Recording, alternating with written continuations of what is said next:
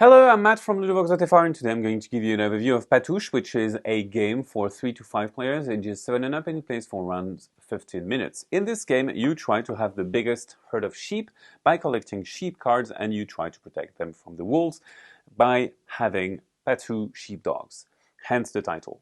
So you will take turns, and on your turn you will roll these dice, which have 3 different sides: sheeps, which have you collect sheep, Patou sheepdogs, which have you collect sheepdogs to protect your herd, and then wolves, which are going to advance the wolf and probably remove some sheep from the game. So on your turn, you will simply roll the dice, and you have to keep at least one of them. You can keep multiple if you want. For example, if I like those, I can keep those, but at least one. And then you re-roll, and I'm quite happy with that roll, so I'm going to obviously keep it. I didn't have a choice in this case. And I will apply the sides that are shown. So for example, for every sheep side, I will take one sheep. For every Patou face, I will take a Patou sheepdog card and place it underneath a sheep. And that allows me to protect one of my sheep. And then once I have applied all of the dice faces, we go to the next player's turn.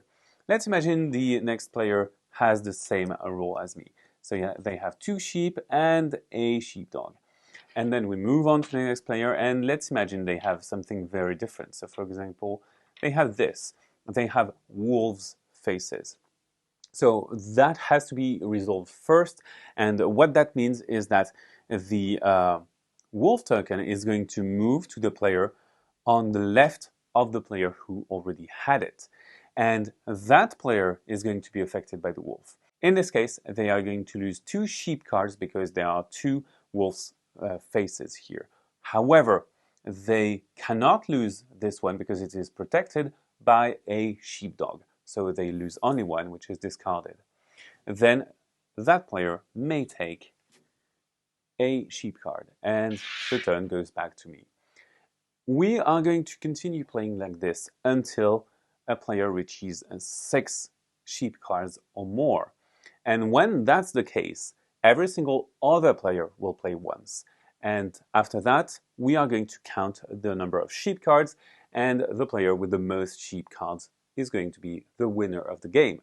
That's it for the base game. Now there is an advanced mode. In the advanced mode, you have a different use for every single dice face. For sheep, you can place them like this, like in the base game, or you can simply flip them. You choose and flip them. And why would you do that? It's basically because you are taking a risk. You can have 1 to 4 sheep on these cards. So you are taking a risk, gambling, but you can have more. And instead of going with the number of sheep cards to determine the winner, you want to have the most sheep on your cards, which is a bit different.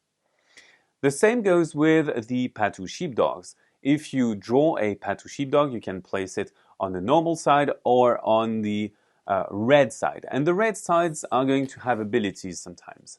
So for example, you can have the ram. When you have a ram, it counts as a sheepdog and as a sheep. When you have a tired sheepdog, it doesn't protect anything because it's sleepy and taking a nap. When you have the wolf in sheep's clothing, well, it's going to simply eat a sheep card. And finally, when you have the wonder sheepdog, it's going to be able to protect 2 sheep cards at once.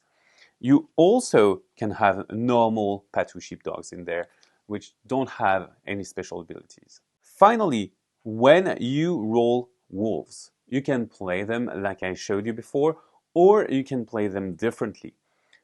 What you can do is have the wolf token advance as many times as you have heads here, but it's going to eat only 1 sheep in this case. And that's it for the base mode and the advanced mode of Patou'che. So this is a game about collecting sheep and protecting them from the wolves with your sheepdogs. Bye bye, see you on Ludo-Chrono.